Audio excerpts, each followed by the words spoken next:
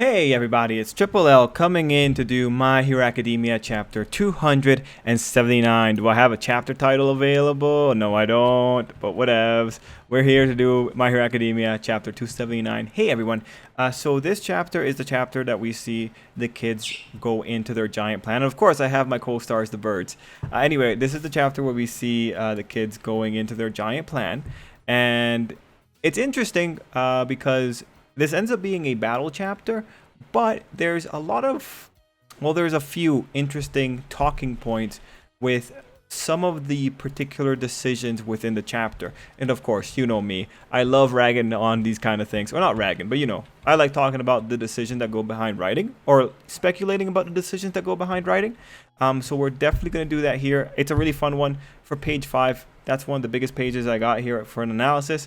And on page 5, I got 2 pages of notes. And of course, I have my notes here. So general feeling for the chapter before we get into the big note here for page 5. I liked it. I was very scared for Mina going into it because in the fan translation, Mina said questionable things, or not questionable things. She said scary things, like hoping about the future. And when you hope about the future when you're in the middle of a dangerous area, that's kind of dangerous. So I am legitimately scared.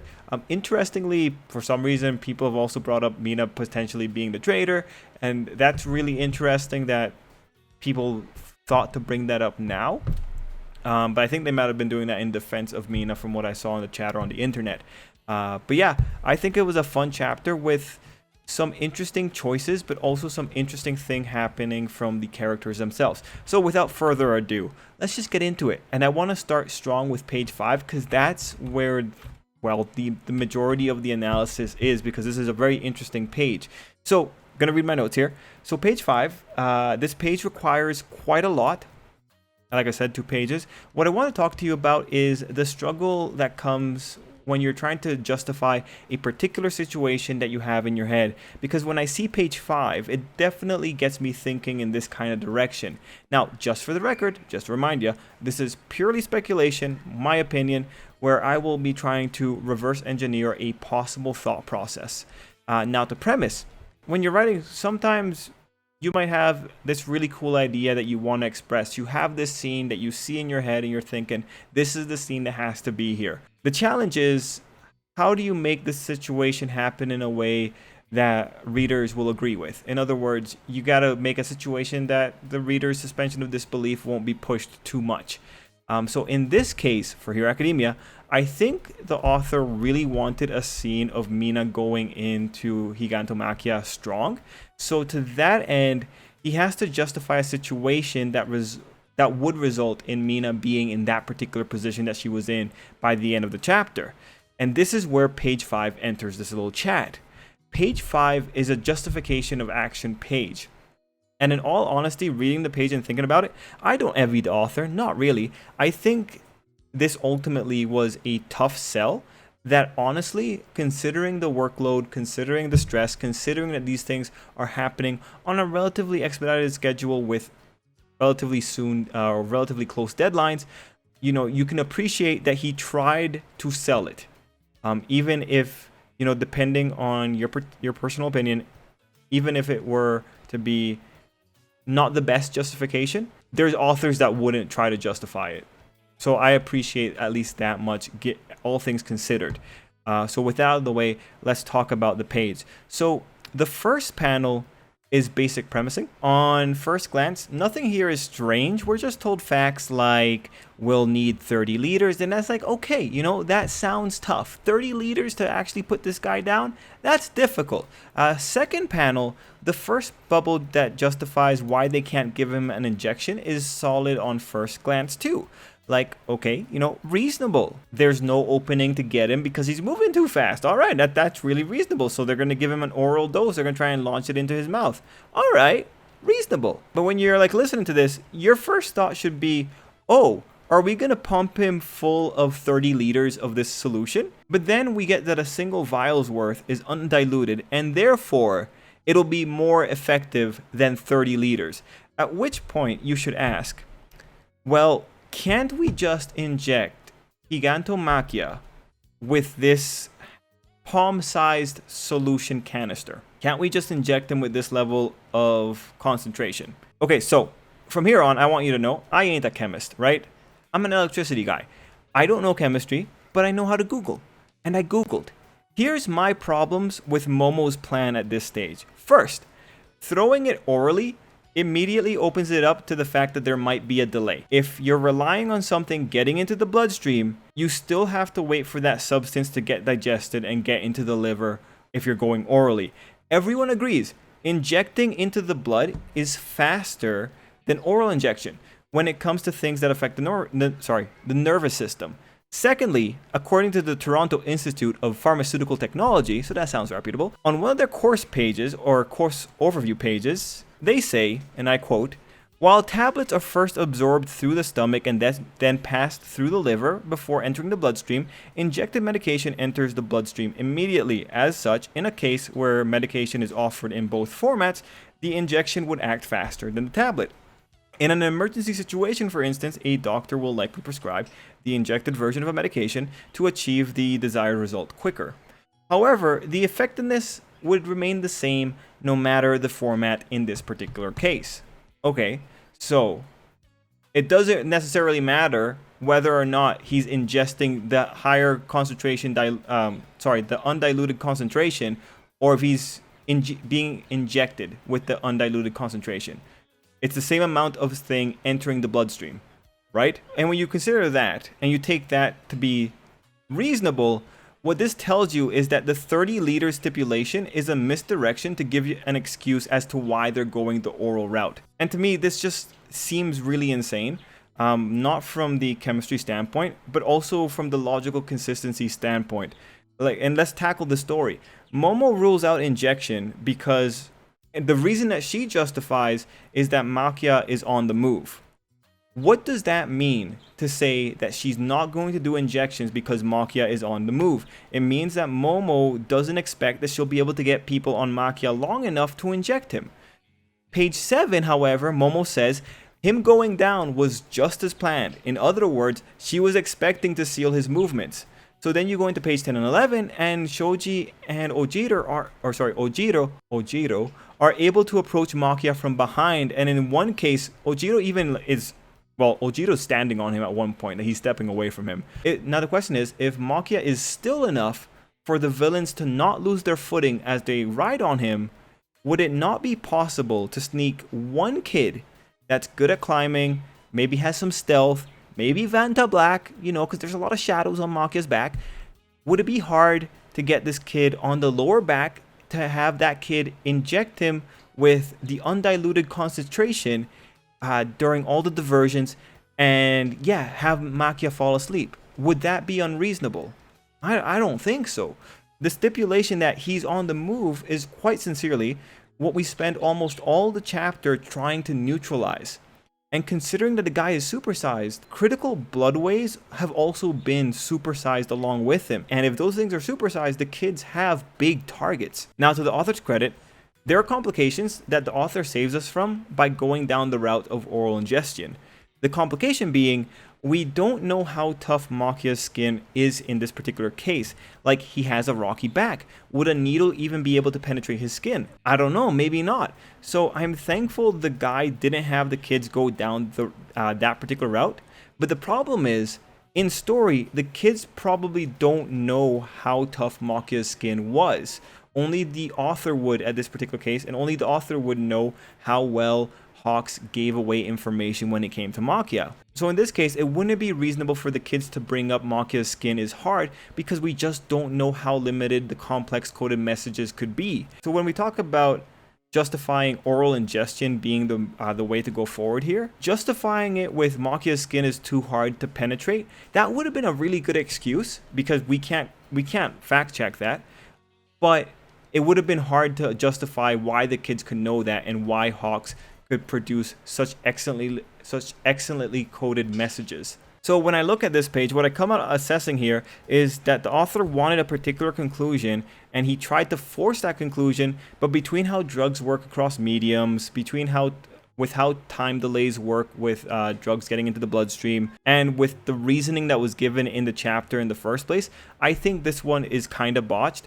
But this isn't bad. I really just think this was a tough situation to write around. And again, I don't envy the author. I might be missing something here, but that's where I'll put it up to you guys.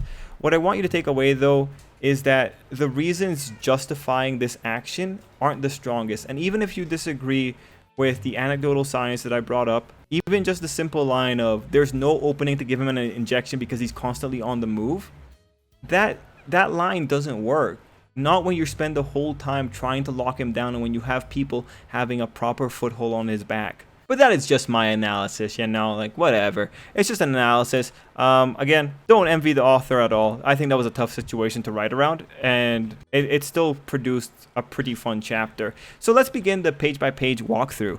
So going on to page 1, so we got a pretty cool color spread this week, featuring, well, interestingly, Viz doesn't have the captions, but the fan translation does have the captions. So on the fan translations, it said, this is the first of 2 color pages in celebration of 6 years of serialization, colored headshots of memorable and popular characters. Gratitude for the opportunities we've been given is what is written according to the fan translations. Any hoosers, it's really interesting just seeing this page. It's kind of cool to see who's featured that aren't Class 1A characters, and it's just interesting to see that some characters show up in shots multiple times. But yeah, I guess like the real big surprises are the UA teachers featured. It'd be people like Cementos. Like I wouldn't necessarily think that Cementos is a popular character. He's a relevant character, but you know, like what put Cementos there instead of someone like Ectoplasm or the dog Wildhound or like Man, I forget what his name is. Anyway, it's a really interesting little color page here. It looks pretty. I think it's cool. It's really neat to see this. Can't believe 6 years. Anyway, we go into page 1. Let me get my notes here. Oh, I guess this is page 3 on Viz if you're following along. So what's valuable here, aside from seeing Tokage, is that we have Monoma being brought up. So this just tells us that Monoma and Pony are probably on the other side, and it also tells us that the author hasn't forgotten Monoma. Now, the reason I kind of like hesitated with saying probably is that logic would dictate that Monoma is on Izuku's side if we were just assuming a simple situation, but it's honestly hard. We don't know how many pockets of kids are in the woods or if they're at some other base. We know that many bases around the country are currently being attacked, so it legitimately is hard to say where exactly the groups of kids are. All we know is that the author hasn't forgotten about Monoma, and we know that he's not in Juzo's immediate area, so he's not taking part in the Gigantomachia plan. Now, with that, I want to say a stipulation. When you look at this chapter, you see that Class 1A and Class 1B exclusively dealt with Gigantomachia. What that tells me is that it's likely that the UA kids were put together more or less so that the UA kids could better work together. Because the UA kids know each other's quirks better than you would expect someone from Shiketsu to know them. So it's a little bit of a complex situation. And another thing to point out here is that we know that manga is with Monoma. So if we were to say, manga is with Izuku. So if we were to say that Monoma is neither at Juzo's area nor at Izuku's area, if we were to say that, then we have to justify why Juzo essentially didn't include manga in that particular dialogue. But again, I think this is an update line, so I don't think this update line would have been created with too much consideration such that the manga angle has to be brought up. But it was interesting. It was really interesting to have this. I do think my first inclination is to say that Juzo's implying that Monoma is near Izuku's group as opposed to in the forest, but we'll have to see. On page 4, we have a shot of relevant characters. There's 10 Class 1B characters here. I think we already knew that these guys were here because I think we had a page of them earlier. Page 5, we already chatted about this, but there's another little thing that happened at the bottom of the page where it was Mineta setting up Ashido with his concern of midnight. On page 6, we have the Ashido shot, and like I said at the beginning, when I first read the fan translations, I was concerned because Mina was setting up a thing like, we'll go back to school, and I was like, Mina, don't talk about the future, you crazy child, not now. Anyway, the Viz translation is honestly less scary, but she's still invoking an element of carrying on into the future. I do think, though, that she got the shot here because she's the principal character at the final page. Anyway, I do want to note something that the author did here. Mina is sweating, which is consistent with her character. She's a hero, but it doesn't mean that she's not scared on the inside. So even here, she's putting on a brave face. I do think that the sweat indicates some level of nervousness. And again, this is consistent with what we know about Mina from the first time she encountered Gigantomachia in town. Also on the bottom of that particular page, it seems that Kamui Woods is such a boss that even unconscious, the man didn't give up. This is typically a badass trait when we see it in characters, and it's just interesting to see it be detrimental to allies. Like that's a rare implementation. Still, it just goes to show Dobby underestimates heroes way too much. It's cool that the man went unconscious after he bound Mount Lady's arms to that thing's legs. Page 7, we have Heroes in the Woods as Machia goes down as planned. And then on page 8, we have just the fallout of that particular damage with something kind of interesting happening at the bottom of the page. Now take this with a grain of salt because I'm blind, that's why I wear glasses. But I think at the bottom of the page, this might be Inasa from Shiketsu. And I only say that because of the hat. Even if it's not him here, though, we have to keep in mind that Shiketsu is in this area because Inasa's mentor is in this area. We know this from like the chapter where the heroes ran in. But yeah, what do you guys think? I can't tell. Like I'm trying to zoom in as much as I can on the Viz site, and there's a limit to how far I can go in. So I'm not sure if my eyes are playing a trick on me. But even if it's not Inasa, it's just like just remember like he is technically here, and we don't know where his group is. Monoma could be in that grouping. Like it's kind of hard to tell. On page 9, we have another, I think, interesting discussion point, that being Shiozaki. Now, when I read the fan translation, she said, "Please forgive us for dragging you through the mud." And I don't exactly know how we got to "forgive us our number advantage" on the Viz translation, but you know the point still works. So I found this line to be like a kind of like, did you really just say that type of moment? But this actually makes a lot of sense in the case of anime and manga. The thing here is that characters are quirky, and some characters sometimes are just their quirks and their gimmicks. This is especially true for Class 1B characters that the author bothered to develop. Shiozaki is one of the most distinctive Class 1B characters thanks to her pious gimmick. But the problem here comes when the gimmick clashes with what a reasonable person would say in this type of situation. For example, and this isn't criticizing the manga or anything. This is just like a discussion point. Imagine you're on this battlefield. You just heard that your teacher may be in danger. Maybe she's gonna die, and that you gotta stop a moving mountain that may very well have trampled over many people on the way towards you. And next to you, you hear this kid asking for the enemy to forgive your side. And it's like, are you kidding? There's a time and a place. And I think, so even if we see that this is an admirable trait, there's still things to consider, like, you know, morale among the troops and stress. Can you imagine your ally asking a moving mountain to forgive them for teaming up? Or in the case of the fan translations, to ask the moving mountain to forgive them for dragging the moving mountain through the mud? You know, when you have that situation, it's like, would this girl also ask Shigaraki to forgive her for launching him into the air so he can't use the K if it came down to that? Probably. She probably would ask him to forgive her. So what I'm really just trying to say is like, it's odd. It's odd, right? Like it's questionable at the very least, but it's odd in a real world setting. Another way to interpret this is that she's saying it because she thinks she's already won. But then you could say, well, that kind of sounds like you're overconfident. Like when someone tells us, "Oh, forgive me for punching you so hard," sometimes it ends up being a situation where they're about to get like bopped back, and it's going to be like really embarrassing for the person that was asking the other to forgive them or whatever. But even in that case, overconfidence is something that heroes have. So in that case, it would be a justifiable flaw. You might also like defend her and say like, well, it just really shows how holy she is, and that should be appreciated. And I agree, that should be appreciated. But I would say like, even in that case, she has to watch her environment. In this case, she needs to exercise awareness of her allies, because if that comes out in a different situation where people are much more on the edge and there's talks of a traitor maybe going around in the camp, that could end badly for her. But also in this case, when you look at it, it was a safe situation. She was surrounded by people that know her. She was surrounded by people that know her gimmick. So, like, it's a minimal danger type of situation.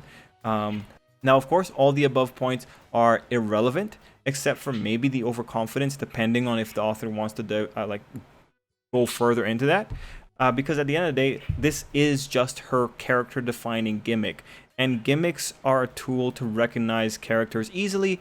And when it comes to those kind of situations, those gimmicks are very rarely called out.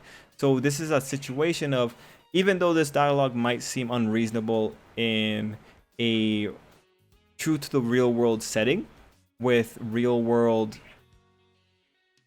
sensibilities, it's excused because it's ultimately, this is just a manifestation of the character, of how the character is expressed to readers and viewers. Point is, like, if I was in that situation and I heard this person just like apologizing to the active danger when the active danger still hasn't been neutralized, like, I'm gonna say, like, man, at least keep it until we've like controlled the situation. Don't ask for forgiveness while we're in the middle of the situation. Page 10. We see that Mineta's grapes are stuck to Makia's chin, and that Toga has a reaction to Yue being brought up. So this is actually super interesting with Toga. Is she thinking about Izuku, or is this signaling that she's going to have some kind of reaction later? Is she going to internalize this somehow? Is she going to try and have like a revenge fit? I don't know. Kind of hard to say. What I can say is that it's interesting that the author chose to give Toga her own special reaction panel. On page 11, we have intense combat, and I gotta say props to Ojiro just planning to go in there armed with only a tail. If there's one guy that can realistically do that, it's probably Ojiro, because Ojiro has a really good track record actually when it comes to dealing with villains by hit and run tactics. Actually, when you look at the chapter, Ojiro seems to be pulling hit and run tactics here. So yeah, like he has the balls to do it. He could definitely probably do it. On page 12, we have Kaminari setting up his attack in conjunction with Emily and getting promptly neutralized. And honestly, it's cool that Compress thought to neutralize him.